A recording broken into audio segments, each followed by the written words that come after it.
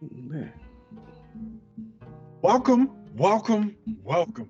We are once again live down here in the Grandview Studios for another episode of Oh my OTBS God. on that bullshit. With me, your host, Mari La Osa, with my co-host, Biggie Mafia. What's going on, bro?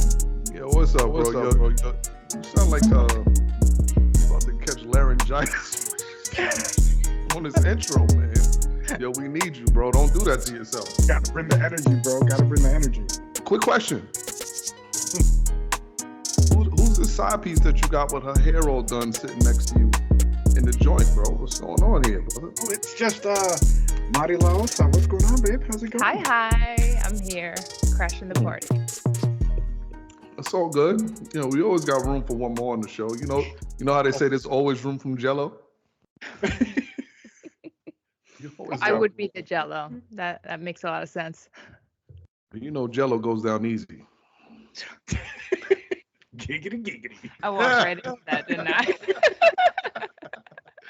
What's going on, though? What y'all been up to? Man, it's been a week. Pushing through, trying to get ready for the weekend, man. We're recording early for you guys. Yes, it is. It's a Wednesday. You guys will see it Sunday, Monday, sometime next week, but we on vacation, so we wanted to bring that shit to you guys early. We don't want to miss a beat. Not one beat, man. Let me ask you a random question. That's it. Damn, how's your health? Okay. How's your health, bro? Health is good, man. It could be. It always could be better. It's. I deal with some genetic dispositions. I'll say it that way, I guess. Family heart issues run deep my side, so I gotta go see the doctor every now and again and get that checked out and make sure the old ticker's running the right way. You doing your yearly physicals? Yeah, every couple of years. Every couple of years. Wait, so you don't go every year? For a physical? No, I go to the cardiologist every year, though. Wow, so you're not doing like blood tests and all of that shit every year? Mm-hmm. That's. I'm not gonna lie, bro. That's kind of wild, man. Even though I've heard crazier stories, but that's a little wild, bro. That you don't go every year, once a year. Yeah, no. Yo, I just got tired of fighting. I go every year for a physical. I don't go to the doctor for a lot of other stuff. I'm just not that person. But bare minimum, I do the blood work and the yearly physicals. Let me ask you a question. Is that like a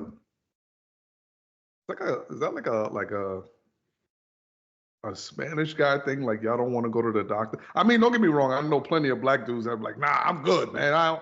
This is just gout. I don't need to go to the doctor. But like the reason I ask you this because I have a Puerto Rican brother that I work with at work, right? He's been on a job for about 18 years, right? Mm-hmm. And we were talking about health-related issues some time ago, and I asked him, I said, yo, when was the last time you been to the doctor? He said the last time he had been to the doctor or the dentist was when he did the physical for orientation for the job. Oh, goddamn. And I'm like, yo, like that is wild. You know what I'm saying? And I'm assuming, sorry to interrupt, but I'm assuming you guys have like incredible health insurance. So it's like not even a matter of being uninsured. Yes. And he still won't go. You know, was funny. Well, not funny. I pulled out my info.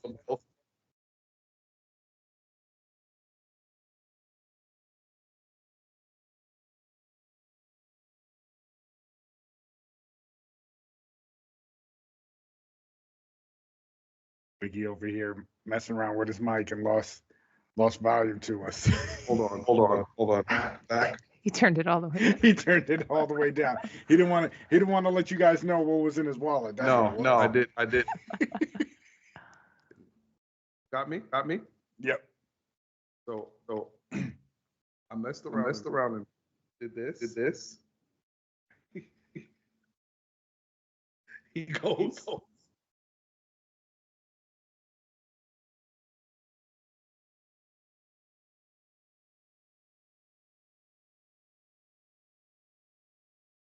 Everyone's card looks like this.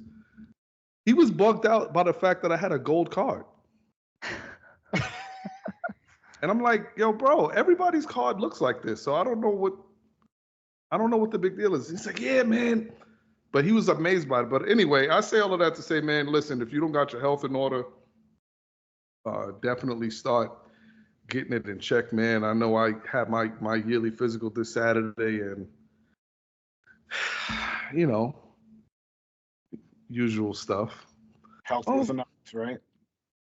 See, the physicals for me aren't the problem. It's the referrals.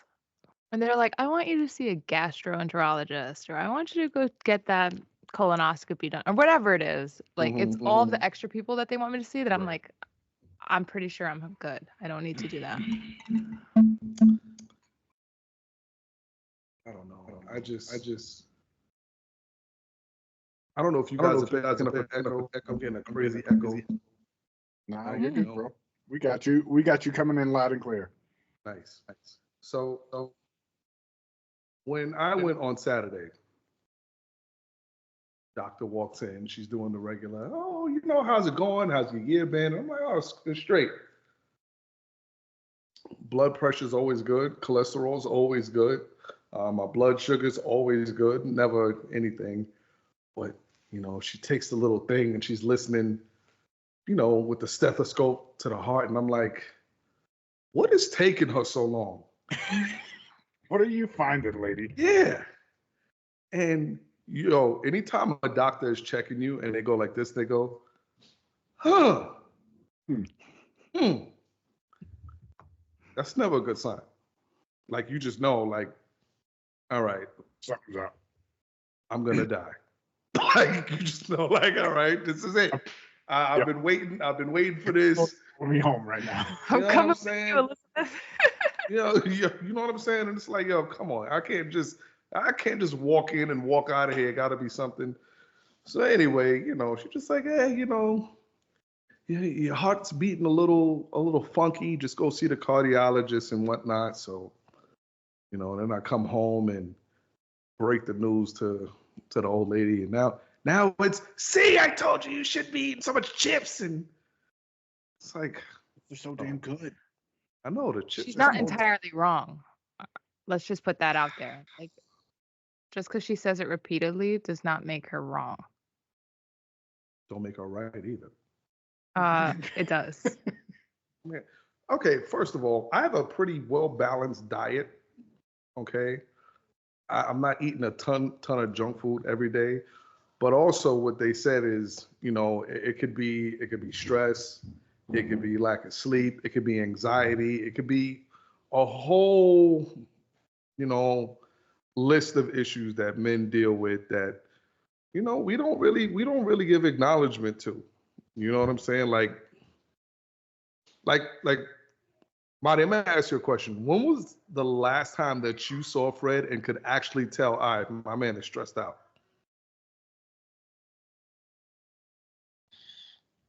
You can't even think of it, No, right? I would say probably. See? No, I think it was like around last year. Last year. That I could visibly pick up that, like, I mean, we had our oldest graduating, college on the horizon, bills, like, that was the last point where I was like, wow, you need to chill out, babe. So we got this.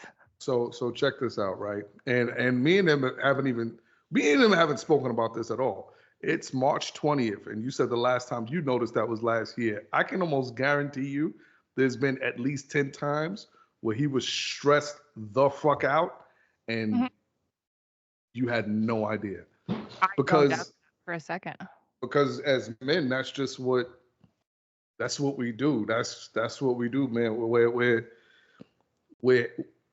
we're good at hiding our emotions, and I know that's a big deal, like with a lot of people in relationships, like the communication factor. Like, oh, he doesn't talk to me. He doesn't communicate very well. And I was having this conversation with Bree before. It's like that's just what we do as men. We kind of like withdraw. We don't want to let people in on our feelings and stuff like that. And we're taught to hide our feelings and emotions when it comes to stuff like that. You got to be a man, step up, just fucking grin and bear it and push through. Like that's what we do. Yeah, and it's not good, and it's not good. And that was another thing that I was kind of like trying to come to terms with, and I don't know, like how you go through those periods where you kind of need to recalibrate yourself and like what's going on in your life and things like that. And I go through that all the time. I feel like I spend more time recalibrating than I do actually like calibrating. Yeah, and listen, I feel like as I've gotten older, I'm doing it like a lot more. You know what I'm saying? Because it's like you start, not that you kind of like counting down your days, but you kind of starting to realize like, all right, like is this like, am I living the way that I want to be living my life? And am I as healthy as I want to be? Am I financially where I want to be? Am I relationship wise? Am I where I want to be? So you kind of start asking yourself those questions. And I don't know, man. I feel like as a man, and don't get me wrong, I know women, y'all go through your own series of issues. But, kind of like how Fred said it earlier, it's like a lot of times as a man, you're not allowed to show signs that you're going through shit. You know what I'm saying? And I don't know. It's a strange way to live, especially even married still. You kind of find yourself hiding your emotions. Like it's so weird. Like for those of you who are single or are just in that boyfriend and girlfriend stage and not like living with anybody, that shit doesn't change. You don't get married and then all of a sudden, all right, now I'm an open book. Just right. I can speak about anything now. Yeah, like it's whatever, or I can leave the bathroom door open while I'm using the bathroom. Like, yeah, honey, I'm taking a shit. Come in and brush your teeth. And no, that shit doesn't just happen overnight. You know what I'm saying? So I don't know. It's so crazy. It's so crazy, which I don't know. Mari, what do you think, like, as far as like when you see how he lives day to day? Like, do you ever think about like the things that he goes through? I overthink. And then when I try to get him to talk about it, I sort of piss myself off because he's fine. I'm fine.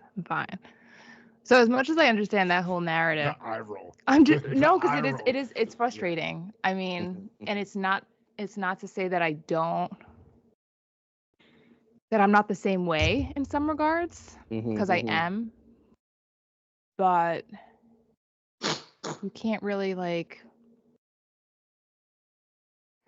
we all go through stages where we realize that we were raised a certain way and we believe certain things that aren't necessarily right or healthy or productive, I guess, for us as we age. And then you hit a point where you have to sort of face it, unlearn it, and relearn the healthy way to do those things. So as much as I understand that you guys are taught to be men and like not show emotion, not talk about anything, just man up and keep trucking, it doesn't work for you guys.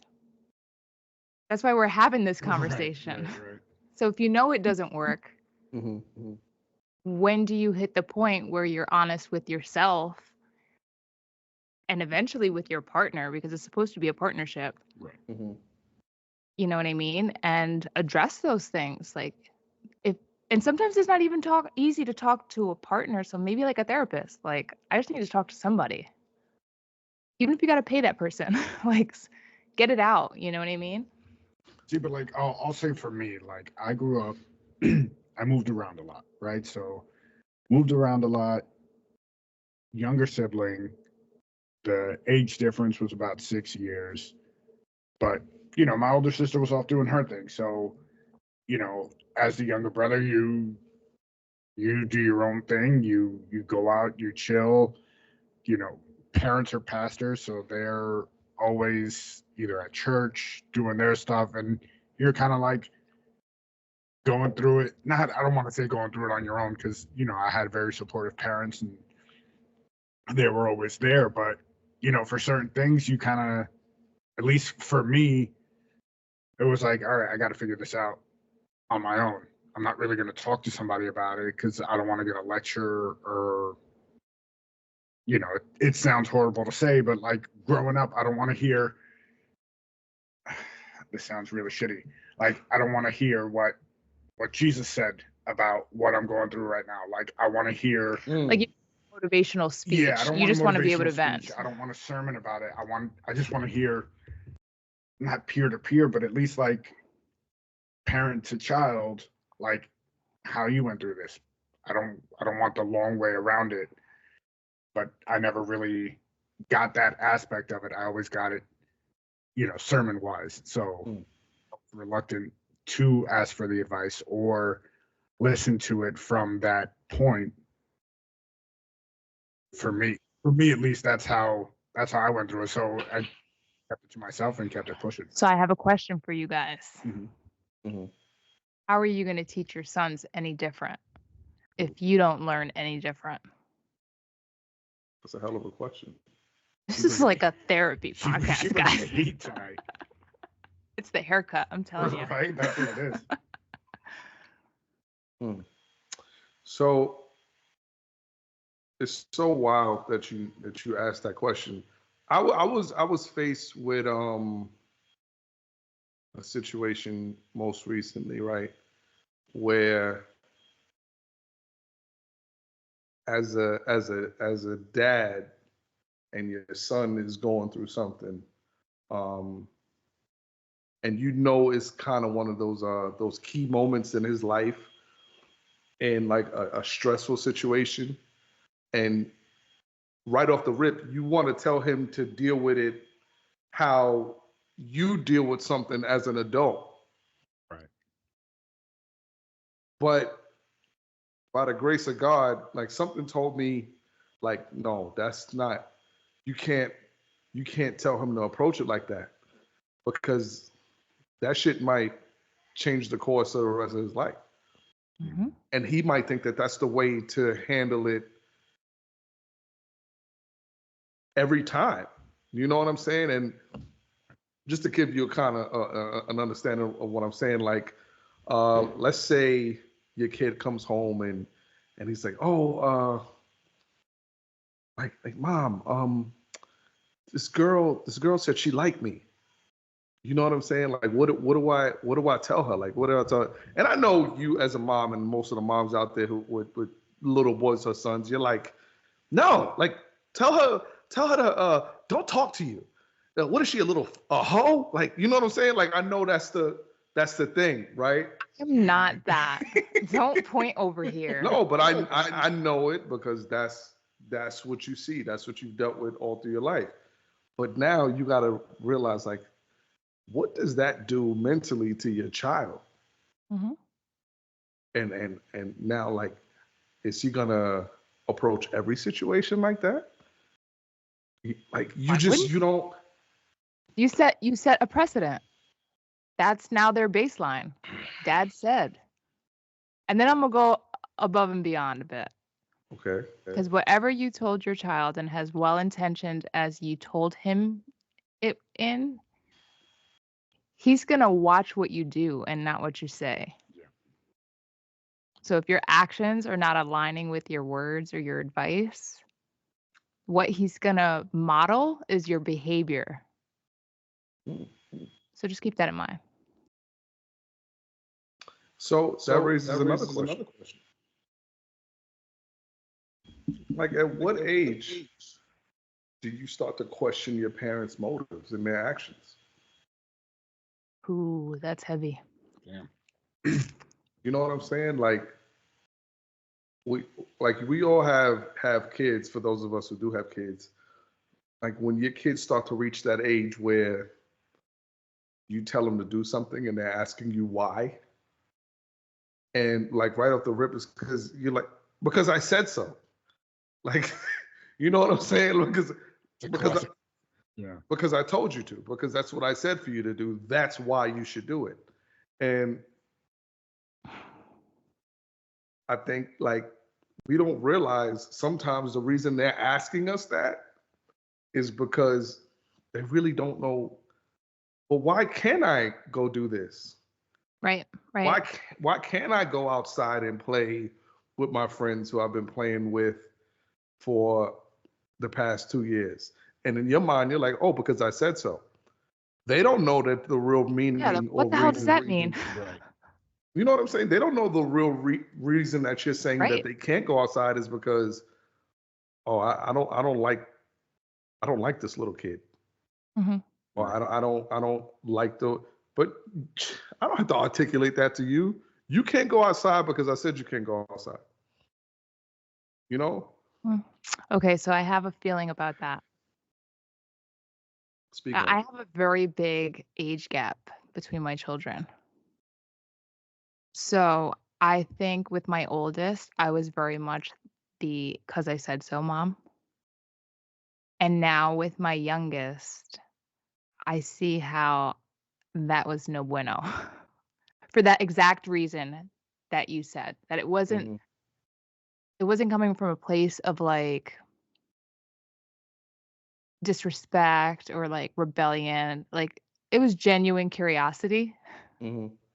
But I received it like you're mouthing off or you're talking back to me. You know what I mean? And I had to shut it down immediately. And it wasn't until I would say probably high school where I started having more open conversations and sort of explaining myself more. And I think the damage at that point was already done because there's still a lot of things he won't tell me. You know what I mean? Like he's just kind of like it takes work to get him to open up. Whereas with my youngest, I mean, he's not a teen yet by any means, but he's a lot more open to like explaining to me what he thought or like how he's feeling about something or like you said this and it made me feel like that. Whereas my oldest would never. You know, you just made me think of something, right? So would you want your parents, this is gonna make a real left turn right now. Would you, at that time, would you want your parents to have known when you lost your virginity? This is for both of you. My mother knew. Right away? Her and she knew. Right away, she knew. Yep. Would you want them to have known at that point? Like to been open with them? Like would you have been open enough with them to tell them, like, listen, this is what happened? I would have loved to have had the type of relationship where I could have been open with anything. I never had that. I never had that relationship where I could be open like that. Would you have wanted it though? Would I have wanted it? And would you have done it? Oh man, I don't know. He wouldn't have done it. I wouldn't have done it. He probably would have wanted it. I don't think I probably would have wanted it, but I wouldn't have done it. So now, in turn, right? Would you want your kids to be open with you? My oldest is very much open with me. Like he'll, you know, a roundabout way he'll tell me things, and it's not like let's sit down and have this conversation. You know, like it's not like that. it's hey, you want to go for a drive? Let's go for a drive. Let's just chill, right? We'll take a drive somewhere, and the conversation just starts. So I'll just let it go, and he opens up that way. Like, you got to find where and how they will open up, because I know, at least with my oldest, I can't be like, hey, let's sit and rap about this. Like, it's not gonna happen. He's gonna look at me and be like, all right, the fuck out of here, Dad. But like, I let him lead the conversation. If he wants to talk about this, that, I'll throw in my little stuff if I want to talk about something or try to. And if he's open to it and it keeps going, I'll go with it, and he opens up. Okay. So with that said, right, how would this situation go 6 years from now? Yeah, let's say 6 years from now. You guys are sitting at the dinner table, you eating. Marty goes, "Hey Fred, how was your day?" "Oh, I had a great day at work, babe. Got some stuff done. It was great." You look to your youngest and you go, "Oh, how was your day?" "Oh, it was great. I got a 80 on my math test. We played dodgeball in gym. I lost my virginity. I came home. I got a gold medal." How's that gonna go? Are you gonna flip out? Look at her face. Look at that laugh, that maniacal laugh already. No, you know what it is? Because I'm very conflicted, because I don't want to flip out, but on account of it being my baby and my last, I'm not 100% confident in saying that I won't flip out.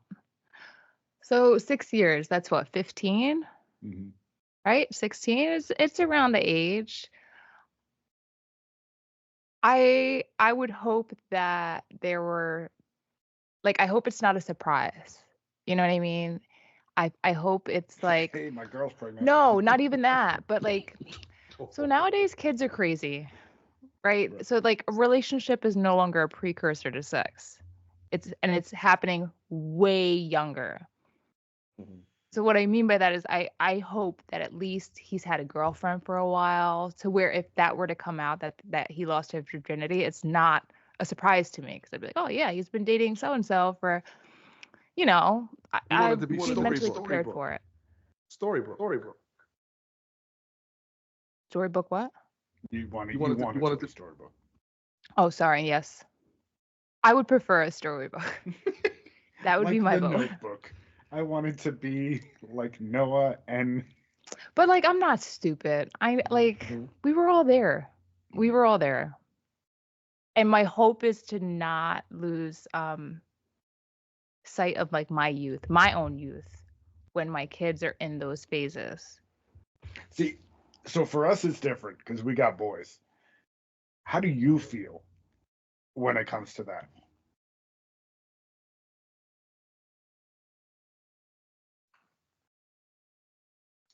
Honestly, very nervous. Because my son forgets his water bottle every day. He leaves his shit all over the house. He leaves his plates at the table. He just gets up. He don't charge my PlayStation controller when he's done. Right? What So about I your say, hold on. I'm saying all of that to say this. He can't take care of no baby. Right. And you talking about my daughter, shit. I mean, she's a little more responsible. And oh my God, I want to knock on wood that, oh my God, knock on wood. But just the thought of it, like, I don't want to be one of those stereotypical parents where it's like, all right, you found out your son lost his virginity and like, yeah, that's what he's supposed to do. You know what I'm saying? And then with your daughter, you like flip out. Like, that's a little hypocritical. Right. But at the same time, it's kind of Am I a hypocrite? I mean, I lost my virginity at 15, 14. I can't remember. But, it's, I don't know. And I don't think it make you a hypocrite right off the bat. You know what I mean? And I don't think that because you did something at a certain age, your kids should get a pass. Right. You know what I mean? So I feel like maybe in that situation, if you were to share with your son, maybe regrets you have with taking that step so early, or like maybe not appreciating the importance of that step because you were so young. Are you going to say something stupid like you have no regrets? Yeah, pretty much. I can't say anything. Anyway. No, listen, but listen, I will say this. I'll say this though. I think, in all honesty, I think when it comes to boys or men, like when we lost our virginity compared to women, I think it's a huge difference. Like our goal, right, is to like, we gotta get it, right? As opposed to, well, I would hope the females, you're less like. I'm just saying, at that age, you were like, yo. I'm just saying. This girl's easy. I'm a hit her up. There you go. And that's like, I'm not even going to sugar. But with that, you end up with a bunch of teenage dads who forget their water bottles, have their moms dropping off cleats, can't remember to put away their Xbox remote, like all that shit that you just mentioned with a baby.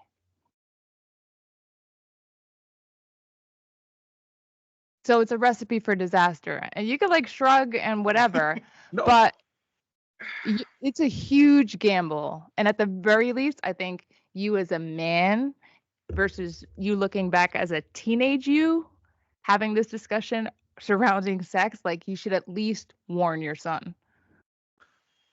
Absolutely. I absolutely agree with that. The warning aspect, I absolutely agree with. The regret aspect, I will say this. I will definitely tell him, you gotta use a condom. You just got to. That's my regret. Non-negotiable. Non-negotiable. That was my biggest regret. Like out the gate, having to go to the pediatrician to get treated out the gate was like Jump Street. Oh. And I feel like it's a lot more prevalent now. I don't know why. I feel like everybody's just dirty. Maybe because they are, maybe, I don't know. Maybe not. But it just scares me. The kids' ages, that they're so young. I think that's the part that scares the shit out of me. So, but also you got to realize though, I'm not condoning it at all. I think kids are a lot smarter now than we were at their age. I don't think so. No, you don't think so? Mm-mm. I think they have a lot more access than we had at their age. I think they're dumber than we were. We were a lot more street smart. We played outside. We got into shit like I'll give you that. Life skills where we had to figure shit out. And they're just oblivious to shit like that. All right, I'll give you that. I definitely think that they have way more access to, like, how difficult it was to get access to porn when we were like teenagers. You know how many times I would flip to channel 99 just to see scrambled boobs? Yo, remember that? You used to flip the channel back and forth to see the fuzziness and all of that? Yes. I was like, oh, was that a nipple? Oh, man. I just saw a nipple. Or HBO Real Sex. If you had what was the other one? Taxi Cab Confessions? Taxi Cab Confessions? Jeez. Yo, y'all some freaks. Bunch of married women trying to figure out how to put a condom on a dildo. Like, that was like, oh my God, I'm losing it. Or if you had cousins that had the illegal box, and tell us more, friend. We don't know. Saying. He's educating me. In the house. I'm just saying. He's educating me right now. Absolutely. You taking notes? You got your pad out? No. I don't watch porn. Porn. What's porn? Never even seen that before in my life. What kind of heathen watches pornography now? Listen, if you're out there watching porn, get your life together. Yeah. Get your shit, man. Do you know what happens when you watch pornography and you do those filthy things? Do you know that your relatives are in heaven watching you? Just saying, you in there doing that nasty stuff, and they're all shaking their head. Right. They're all in heaven. Much hope for him. They're all in heaven looking down at you like this, like it's disgusting. Get a Then room. then when you die, you go to heaven and you like floating towards him. You're like, oh, Grandpa. He's like, yeah, don't touch me. I saw what you were doing. You nasty bastard. I saw what you were doing down there, you nasty bastard. By yourself. Ah, man, but so you know what? Like Mari, she brought something up, like especially in regards to like the teenage pregnancy stuff.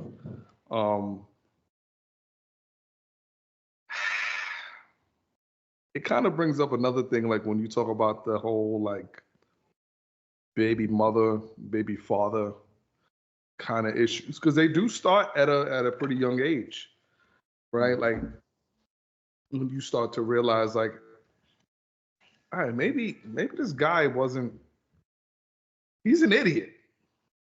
You know what I'm saying? Like this fucking dude is he's just a more like we've created a blessing, but God just used this idiot to help me get this fucking blessing. You know what I'm saying? And I don't know. Like how many women, right? And I guess you guys could speak for this better than me. Do you wish that you could kind of keep the blessing by blessing, I mean child, and just completely erase that other factor? 1,000%. 1,000,000%. I always said if I could have gone back, I probably would have just like skipped town the second I found out I was pregnant. Wow. I probably would have did that. Wow. Now,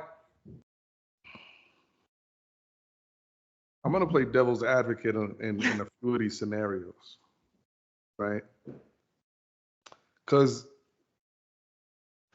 like I have boys who, like, I know, like, they go through it with their kids' mothers. You know what I'm saying? Like, they're in some messed up situations, right? Do you think sometimes it's kind of just like a miscommunication thing? Or do you think it's just not, the other person is just fucked up? So, all right, hold on. Before you jump in, I'll say it depends. Because like, the other person has to give a shit. You know, like they have to want to be invested and they have to want to be a part of the child's life. You have instances where the other person just fucking disappears and appears, like, I'll give you this analogy, appears like fucking Brock Lesnar, shows up at fucking Royal Rumble, WrestleMania, SummerSlam, and Survivor Series. The big four, and then the rest of the year, that's it. You know, and I can see it from the other aspect of if there's the bickering between the two because they're both as invested and they both don't want to give in and they're both dig their heels in. But then you have the aspects where one parent really gives a shit and the other one just wants to do everything to avoid taking that responsibility.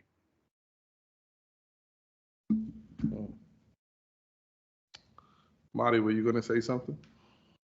I was, but then I forgot what your question was. Basically, the question was, you know, I mean, you kind of alluded to it. Like, if you could do it all over again, you would have skipped town once you found out that you were pregnant. Or not even just skip town, just maybe, would you have not said anything? Yeah. But you were talking about other like baby mamas and baby fathers. So yes. That. Yeah, like I have a lot of like a lot of my homeboys, like they're going through it with their kids' moms. And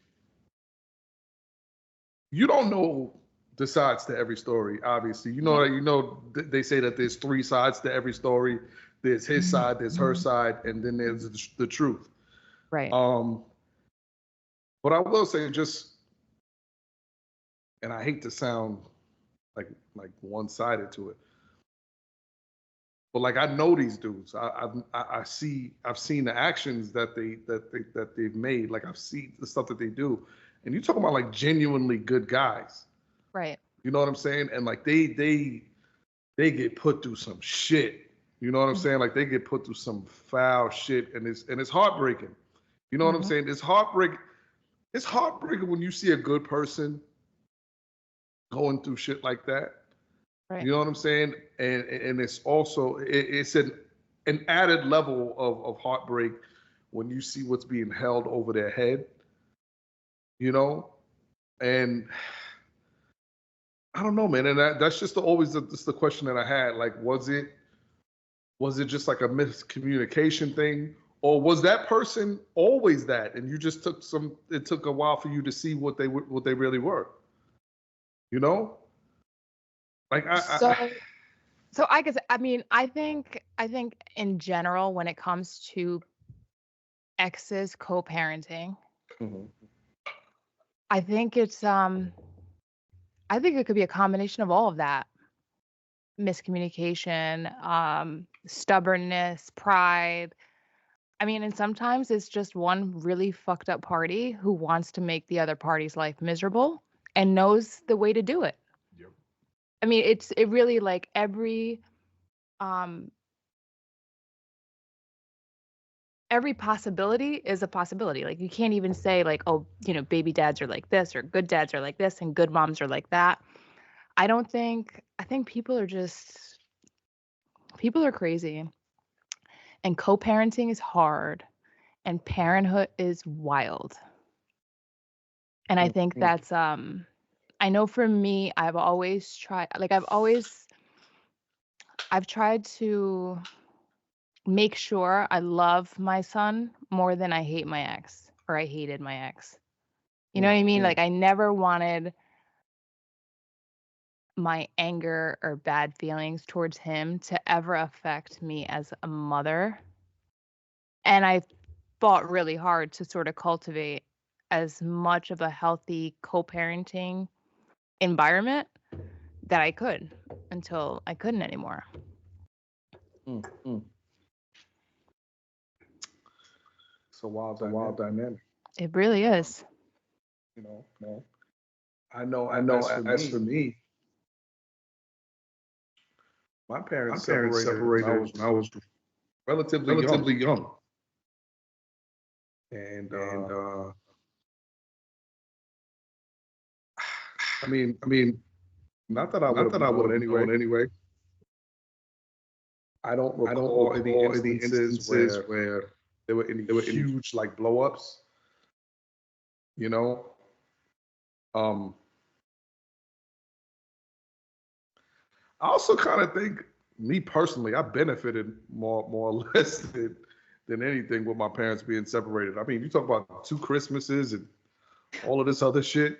I mean, and I wasn't between my biological, my mom and my dad. I was an only child for the better part of my life. I have a brother and sister now, but like it was I don't know. I was always able to get the best of both worlds. Like when I was tired of being at my mom's house, I can go to my dad's house, and vice versa. So I never really had any issues with that. But just like the situations that I see now, sometimes it's kind of like You see how wicked people can be when they use children as like a weapon. Mm-hmm. And the shit is so sad, man, and it's heartbreaking. And people have gone to jail over this kind of shit. People have lost their lives, their livelihoods over these kind of things. I was watching, sorry to interrupt you. I was watching, ahead. I think it came up on my Facebook feed. It was like one of those paternity court shows. And this guy had served 5 years for failure to pay child support. And during the episode, he's explaining that like he just couldn't afford it. Like he fell behind and he wasn't able to catch up, and she violated him, so he had to do time. Long story short, the kid wasn't his. And the courts knew this? They found out during that paternity court. So he did 5 years for failing to pay child support for a child that wasn't his. And then the woman says that she knows who the kid's father is, and she still talks to him till this day. While the man's like in tears because he lost 5 years and now a child. But that's no crime. Like nothing happens to her for that. That bitch should go to jail. And I'm 100%. that bitch should go to jail. Straight up. And pay all the Straight money up. back. Like, time out. And I'm sorry. If you disagree with this, I don't know what to tell you. If you're a woman and you rightfully know that you are forcing a man to father a kid that is not his, unbeknownst to him, at the minimal, you should get your ass whipped, first of all. Word. But you should go to jail for that shit, man. That is 100%. fraud to the highest degree. And the way she spoke, it was so matter of fact. You know, like the judge was asking her, like, you know, if you think of anybody else who could be the father, like we'll test them for you. Okay. She was like, I know who the father is. I still talk to him. Can I ask you a question though? And I'm so glad we have a woman on here to bounce these thoughts off of. Last minute signing. Why is it that women are not held to the same regards as men when it comes to those situations? Like, in all honesty, you guys are the seed bearers, right? I mean, obviously, I'm not talking about you per se, because I know you would never do no shit like that.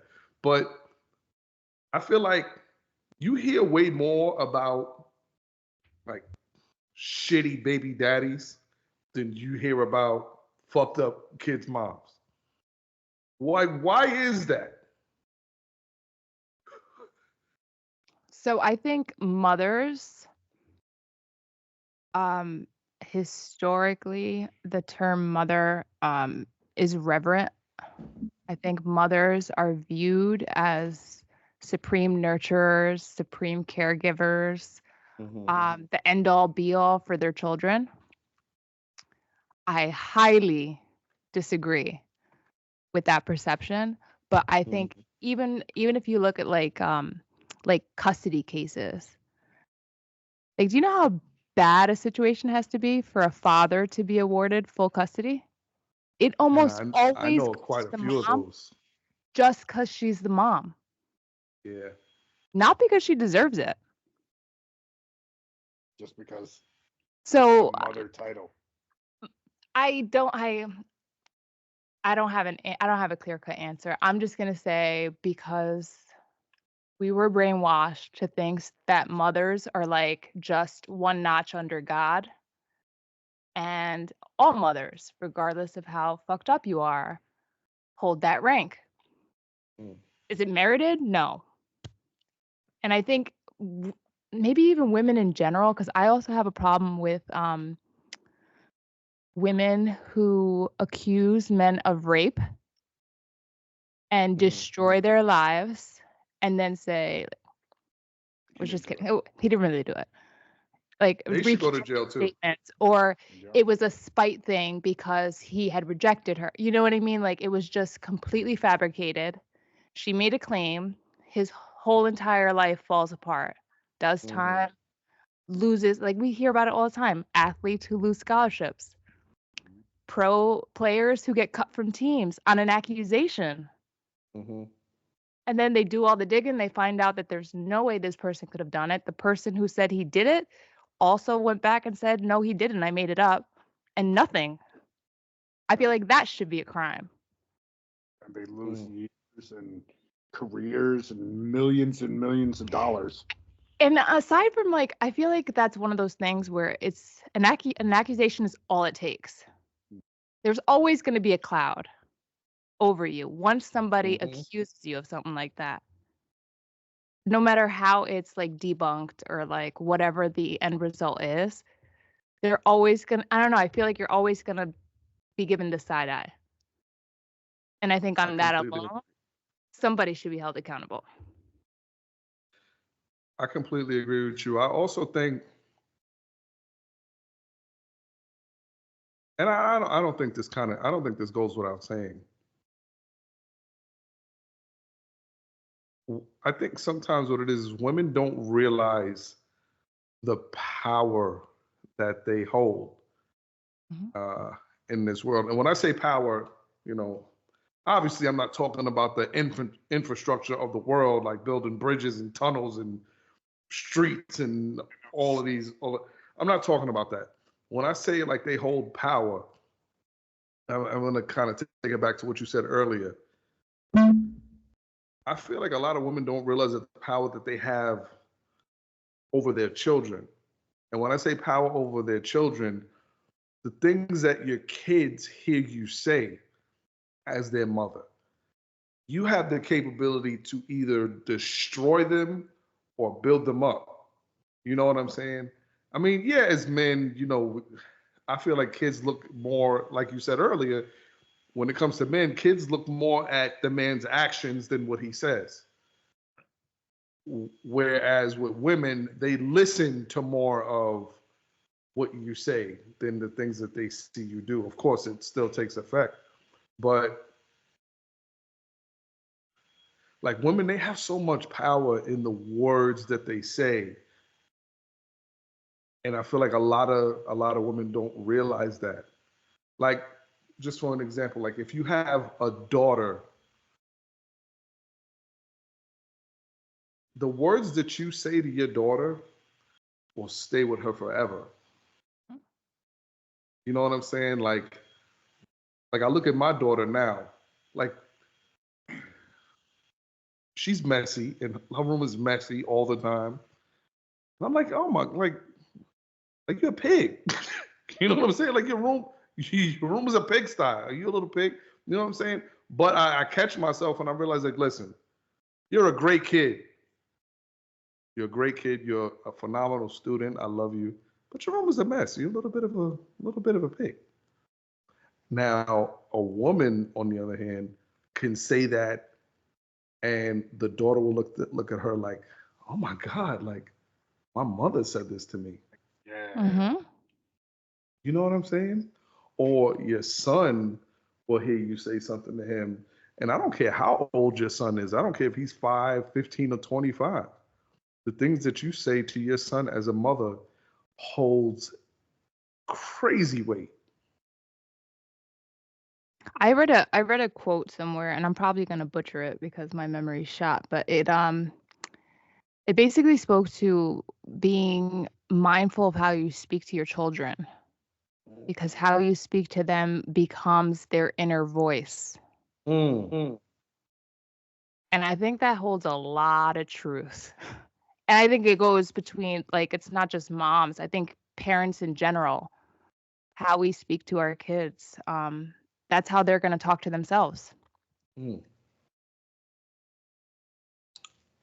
I think you hit the nail on the head with that one. Maybe I didn't butcher it as bad as I thought. Yeah, good job.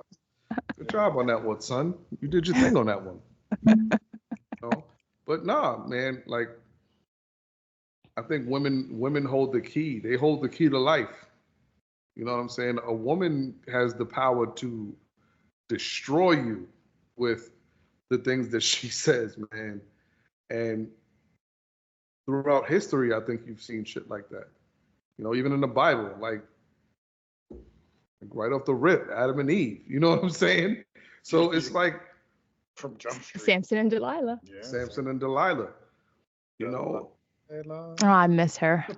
Oh man, I remember listening to Delilah on the radio every night when I used to work overnights, and me and Bree used to listen to her on the way. The most soothing voice. For real. And that's all you need to hear. You hear the name and the little Delilah, and it takes you right back to a song, a moment she was talking about. You're like, shit, yo, Delilah touched my heart that night, yo. Like, she broke that shit down. Yeah, you know Delilah was a hoe? Radio Delilah or Bible Delilah? Radio Delilah, bro. No, she wasn't. Delilah used to get around. About Delilah. I'm saying I love Delilah, but Delilah used to get around, son. That's her business. Do your research. That little soothing. Don't let that soothing voice fool you. I'm hypnotized, okay? That voice got me. I don't care what she does. So you're saying she was a hoe for show? Yeah, yo, listen, man. Listen, I'm not gonna do your research for you. Do your own research. You know what I'm saying? Listen, it is what it is. I don't need to. Anyway. But on another note, I think the relationship talk that we've been having these past like 20, 30 some odd minutes, I think that it's very important to know the person that you are seemingly going to be tied to for the rest of your life. Whether it's somebody that you're going to have kids with, you know, maybe you guys don't want to have kids. Maybe you guys just want to be married and do your thing and live young and wild and free for your next 40 and 50 years together. Hopefully so. I know a handful of couples who are in the situation where, you know, you have one person in the household who works and the other one, you know, stays home and takes care of the kids and make sure that that the house is well taken care of. And I think that's a phenomenal thing. I know me and Bree had that period where, you know, when our daughter was born, she took some time off and she stayed home and she made sure the house was, you know, taken care of and everything. And I will admittedly say, I feel like that was one of the happiest times of my life. You mean to tell me I gotta come home? I don't have to clean nothing. Like, I don't have to do jack shit. Like nothing. All I gotta do is come home and eat dinner and wash my ass, and like that shit was phenomenal. Like you couldn't ask for a better situation. You know what I'm saying? Everything was laid out perfect. Everything, the financials were straight, and everything was just, I was living like a king. You know what I'm saying? I was going out doing my fucking thing, and I had no worries. And you know, and it was time to move on. We wanted to upgrade. We wanted to, you know, go on to bigger and better things. And we were blessed with a new house, and you know, moved to a new town. And you know, she said, "Listen, people in their lives, obviously hit the amigo jackpot." Just saying, we met some. I didn't get the memo. Yo, y'all are wild, man. Y'all are wild. Y'all are wild for real. But, you know, I know even to this day, I still know, like I said, a few couples that live the, you know, stay-at-home mom situation and whatnot. And seemingly, like, for the most part, I see like it benefits some of them, and you see that, like you see the difference that it makes in their lives. You see the fact that stress level of not having to worry about, oh shit, what's gonna happen with the kids? Like, we got to worry about childcare and all of that other shit. Like, it helps. Right. Like, I was, you know, speaking to one of the stay-at-home moms that I know, and she said that yo, like there's no better joy than being home when your kids get home and having like cookies and all of this other stuff like done for them. Like there's no greater joy than that. And I could kind of attest to that because the days that I'm home and I'm here when my kids get off the bus, like, yo, that shit is the greatest feeling in the world to like watch your kids come home from school and, all right, yo, how was your day? And like, what's going on? Let's see what homework, like that shit to me is, I can't even put a price on it, right? Now on the flip side, I know situations where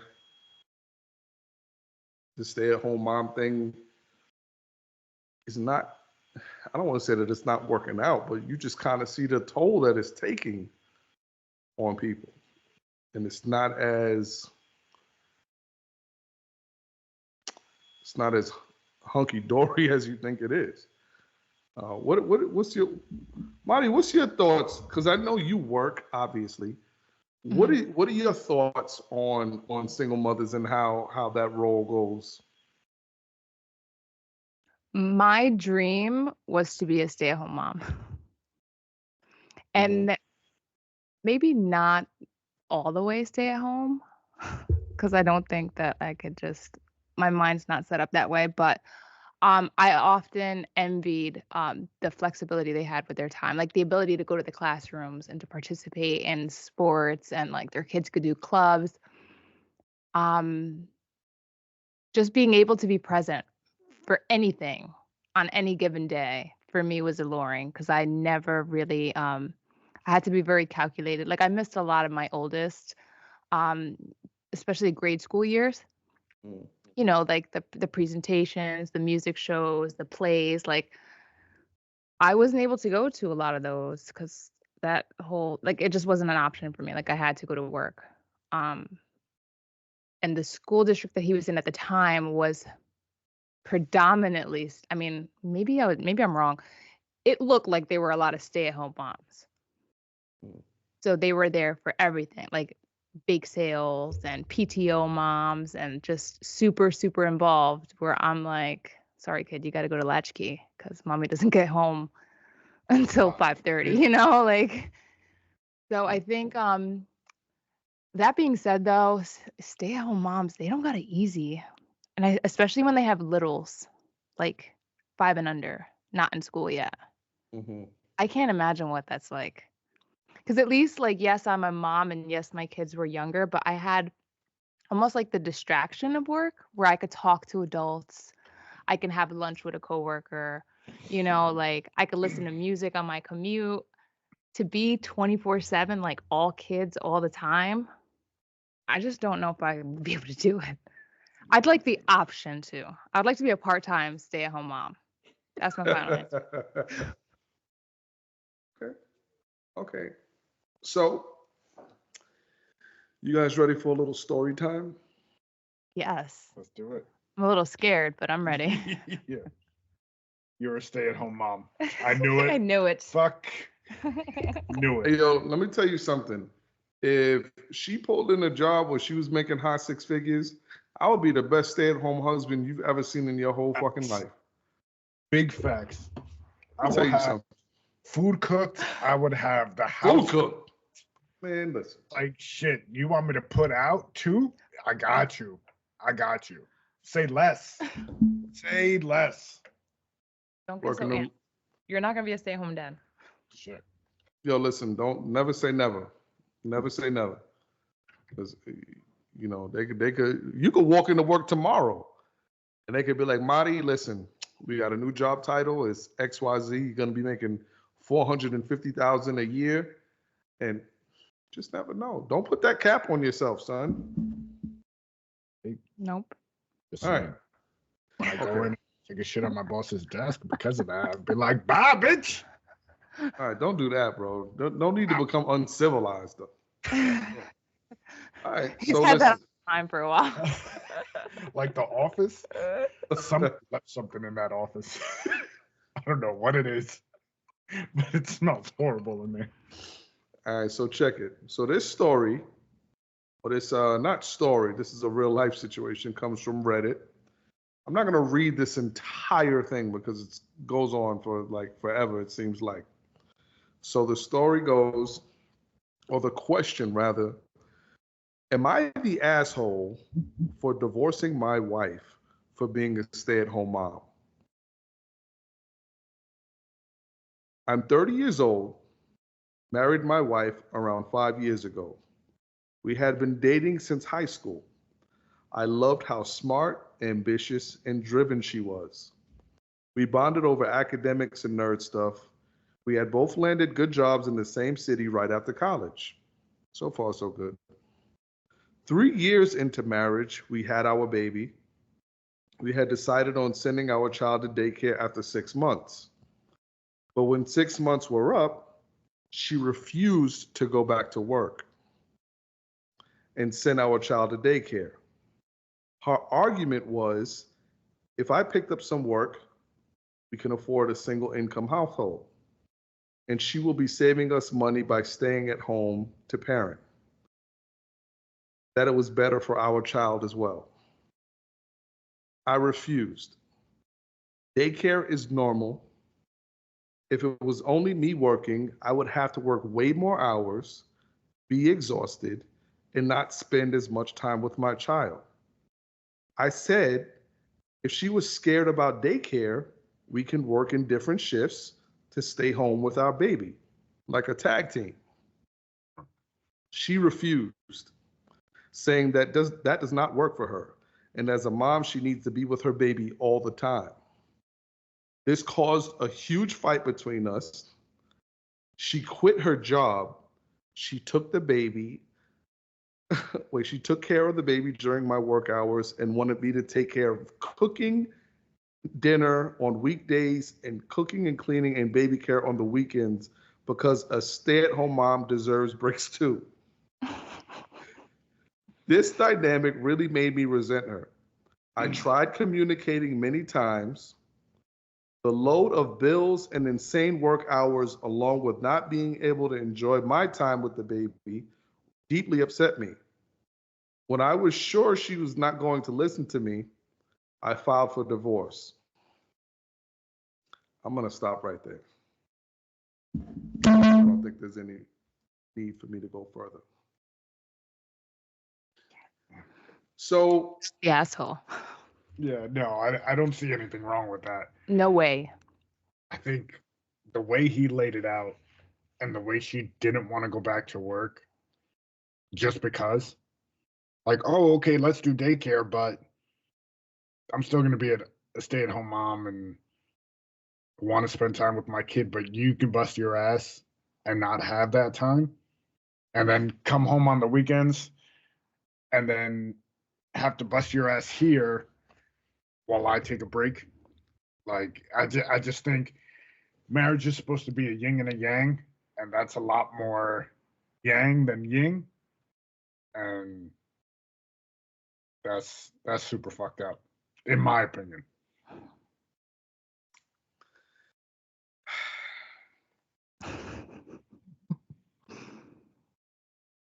okay.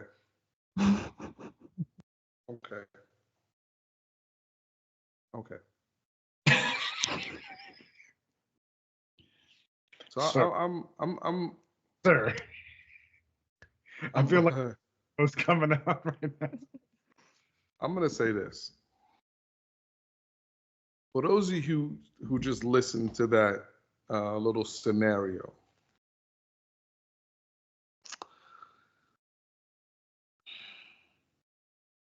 first of all, wow, right? Big wow. Just fucking wow. I'm gonna say this. If you have a partner in your marriage who is telling you, listen, the load to bear that you are trying to put on my shoulders is too much. If you have somebody who's communicating that to you,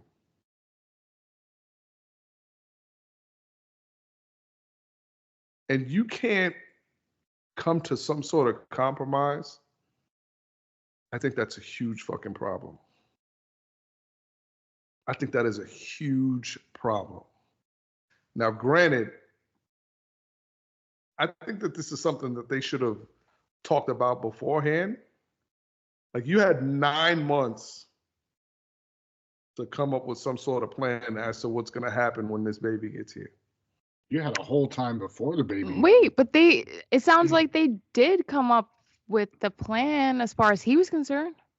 And she just changed her mind? We said 6 months. At 6 months, we'll put the baby in daycare. And then that point came, and she said, I'm not going back. So as far as he's concerned, it sounds like he had all the talks, asked all the questions, had a plan in place, and she hit the Uno didn't reverse. care. She was like, nah, B.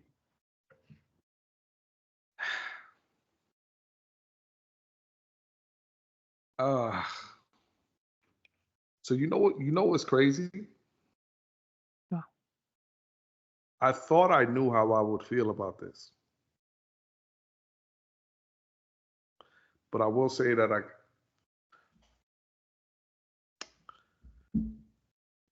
that first year of your baby's life, I can kind of agree. Mm-hmm. You wanting to be there. I get it. I get it. Right? But if your partner is telling you, listen, financially, this shit is not going to work out for us, and I need some help, and you can't, not even that you can't, you just refuse to help me, yeah, this ain't going to work, and we need to go our separate ways. Mm-hmm. So how would you feel if year 6 comes around, the child goes to school, and they still are on that bullshit? And it's like, well, I'm going to be a stay-at-home mom while the kid's at school. I mean, if he was able to last 6 years, like that in itself would be surprising. But, you know, It wouldn't even. Some dudes can't. You know, they stay complacent. It's comfortable. Even so if it's uncomfortable, they're comfortable. You know what I mean? If that makes sense. So here's the thing. Do I wish that Bree could stay home every day and not go to work? 100%, I do. And I'm going to be honest with you. Financially, could we survive that way? Yeah, we could. Things might get just a little bit tighter around the waist, but could we live like that? Absolutely. But I know on one hand, she doesn't want to. She's very comfortable. We're both very comfortable with the way things are right now. You know what I'm saying? Now, in turn, let's say she was a stay-at-home mom and she was staying at home every day. I know for a fact, if me and her had a sit-down discussion and I told her, babe, I'm not gonna lie, this shit is kind of wearing on me.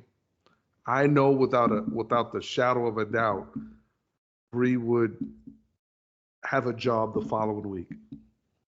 I know that for a fact. Like that's not even a question. That's not even a fucking question. Now, if I'm telling her, babe, listen, I don't know, this shit is kind of wearing me out. I'm kind of burnt out. And she's telling me, oh, well, just deal with it. Yeah, we're going to have a problem. Mm-hmm. Yeah. Yeah, we're going to. You know. There's an important point that, like, he tried to compromise with her, right? Because, like, at 6 months, she says she doesn't want to go back. The baby needs to be with her all the time. So he was like, okay, bet. We'll work separate shifts so that you can stay with the baby, and then, you know, we'll switch off or whatever. The baby won't go to daycare.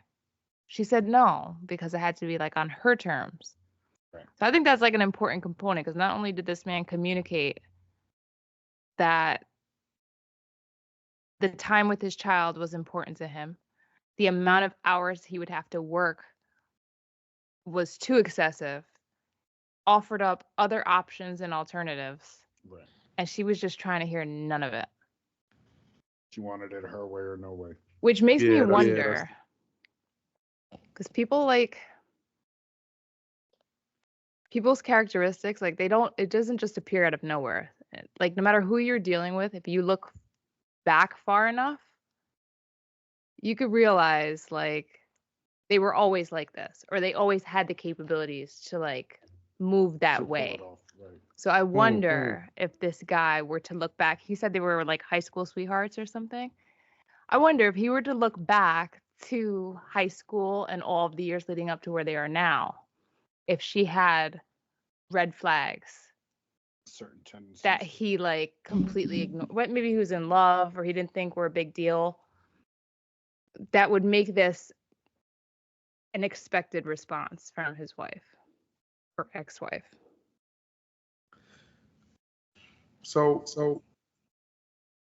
I'm gonna be honest. You know, to be honest with you, like the whole stay-at-home mom thing, like when I was growing up in the city, like prior to me living in Orange County, I was never exposed to the whole stay-at-home mom thing. Every woman that I knew, whether she had kids on her own or kids married or kids in a relationship, every woman that I knew prior to moving up here worked. Every woman. Being up here, I know way more stay-at-home moms, and I'm just talking about in this area, than I've ever known in my whole life. They're not all on the same level, because you see some of them and you're like, you could tell, oh, she's kicking this stay-at-home mom shit in the ass. Like you see that their house is immaculate, their lawn is immaculate, they're you know, they have gatherings at the house, fucking chandeliers are dusted and just everything is pristine. And you're like, God damn, like you could tell like she's kicking this stay-at-home mom shit in the ass, like she's doing the fucking thing. On the other hand, you see some stay-at-home mom situations and it's like, I guarantee you this dude has another family in the Bronx somewhere. Because him and Guadalupe got a whole different life. Yeah, because she just not, you at home, you ain't handling shit. Like what the fuck is happening? Like, you mean this dude is working crazy hours and he's fucking coming home doing your laundry? That's kind of fucked up. Still got to do all the shit. Like, yeah. Yeah, that's fucked up, man. Like, that's fucked up. That's fucked up. Get, like, some good takeout. Eat that shit up yourself. Come on. Like, that's wild. That's a wild thing to put somebody through. That's a wild thing to put somebody through, man. To you know, it's I don't see how that's even. And again, that kind of goes back to my situation. Like when Bree was staying at home, it was like I didn't have to worry for nothing. For nothing, I didn't have to worry about. You know what I'm saying? Now, when I came home, don't get me wrong, that was my time to be with the kids, so she could, you know, decompress, do whatever. Right. Do whatever. Right. But that comes with parenthood. You understand that. But I gotta leave work to come home, and now I gotta pick up another job to. That's wild. That shit is wild. And it's not a conversation. Like, it's being dictated. Right. Like, I'm going to do this. And then the weekends I'm off because stay-at-home moms need a break. I'm not saying that they don't, but in that little story. In that scenario. Yeah. Very matter of fact. If you guys have an understanding, that's a different story. Right. Right. But for you to kind of like you said, you just kind of like a child. Like, this is what you're going to do because I need this, this, and this. Like, that's a whole different beast. And then his time with his kid. She's saying, like, his time with his child is not as important as her time with their child. Good luck with the next guy, I guess. I mean, I don't feel sorry for her. And no, I don't think he's an asshole. the same instance, like you got to look at it, you got to extrapolate it out, because now that's, you get divorced, that's your son or daughter's mom for the rest of your life. You're going to have to deal with her for the rest of your life. Co-parenting is going to be fucking a shit show if that's the taste that you got in regular parenting when y'all were living together. You don't think she's going to make it hell on the back end? Like, it's going to be a whole different beast. I'm going to hope that she realized how stupid she was. Because the bottom line is her kid's going to be in daycare anyway. This whole thing was because she didn't want her in daycare. Right? So the kid is in daycare because now she's a single parent. He has his own living situation. Whatever, yeah. She has to maintain her own. She has to, because she's not in, from reading this, and I looked a little further, she's not getting any alimony because she's not entitled to it. She left work on her own fruition. She's not getting anything. So now guess what? Now you have to go to work. Now you have to. Now that stay-at-home mom thing is completely out the window. Good luck with your kid at daycare. So how does the phrase go? Congratulations, you played yourself. That's a classic. Yeah, she played herself. Yeah, she definitely did on that one. I thought she was trying to make out like a bandit, and surprise, beaches. And you know what? I just want to point this out. Shout out to all the real friends out there. And when I say all the real friends out there, if this was Fred in that scenario, right, and he was doing the bullshit, I'll be like, yo, bro, you need to cut the shit and get you a fucking job, bro. Like you being stupid. I feel like a lot of people that don't have real friends in their life that'll sit down and tell them the shit that they don't want to hear. And shout out to those friends that's gonna tell you that shit that's not gonna sound pretty. Mm-hmm. Yeah. 100%. And I don't know. Hopefully you want to hear what they gotta say when they gotta say it. Even if you don't want to hear it, as long as you got people in your life that will say it. To say it. Right. Like, I know I could trust you to be like, yo, hey, you fucking up right now. Oh, yes. But I think I've been in a healthy way. Right. Like, but I think I found places in time where I've been addressed on things and I wasn't ready to hear it. And then down the line, I can't fault that person. Like, my capacity to hear what you're saying does not undo the fact that you had the balls to say it. You know what I mean? So I can never say I was never warned, or y'all just watched me looking stupid and never told me anything. I can never use that line. But I wasn't trying to hear it. Right. Did I listen? No. Did it change my decisions in any way? No. But at the end of the day, the fact that there was those people there that would tell me about myself, regardless, in love, and be like, listen, this is what it is. This is what you deserve. This is what you should do. Whether I listened or not, it didn't matter. Like, those are my people for even saying it. Mm-hmm. Yo, shout out to my big sister, April. She used to tell me all the time about the truth. You know what the truth will do to you, bro? Set you free. It'll cut you like a knife, but it'll set you free. Mm-hmm. And she used to say it like this: Elijah, I'm telling you, the truth, it'll cut you like a knife, and it'll set you free. And yo, listen, like that's really just what it is. Mm-hmm. How many times your parents say shit to you? Shit, we do it to our kids now. Like let my son try to go to school without brushing his teeth. I get him ready in the morning. I'm like, come here. I'm like, yo, go. Your breath stink. Go brush your teeth.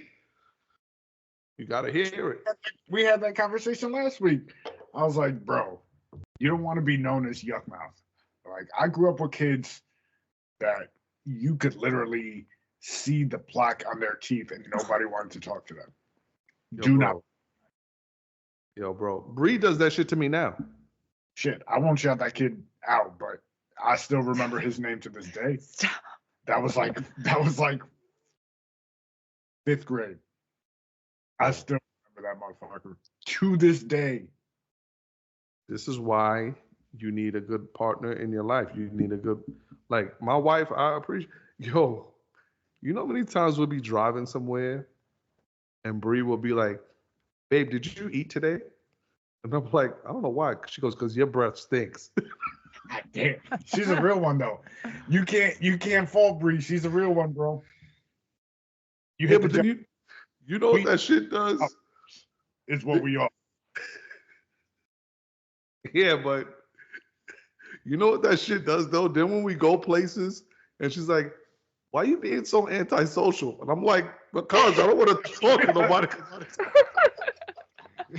Every time you talk, so tell me more. Tell me more about That's hilarious. what you've been up to, dude. Like Somebody come up to say hello, you take 3 steps back, like, "Yo, what's up, bro?" like, oh, I just gotta.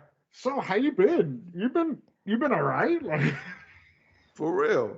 You don't want to fuck around and be like our man Jada T.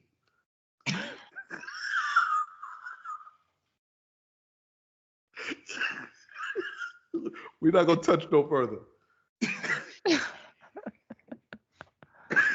Yo, close us out, bro. You got any Big E's wise words of the week before we wrap it up? Yeah. Take care of your health and listen to your partners. If you're married, please listen to them and talk to each other and appreciate what you guys are doing for one another, whether you're mad at each other or not. At some point, your partner is making an unbelievable sacrifice that you might never know about. So just enjoy them and respect them. And don't be afraid to tell each other you love each other, man. That's what I got, bro. So big shout out to Mari La Osa for coming on again on extreme short notice. Literally down to say what's up to Big E Mafia was like, "You want to stay on the show? Yeah, let's go." The Sports Frenzy Pod on Twitter, OTBS on Facebook, The Sports Frenzy Podcast on Instagram, Facebook, and YouTube. Go like, subscribe, hit it all, comment. Let us know what you think of these episodes. Comment and let us know if you want to hear something different. You want to hear a certain topic. We're open to suggestions. And fuck it, we'll catch you guys next week. Big dicks in the ass, bitch.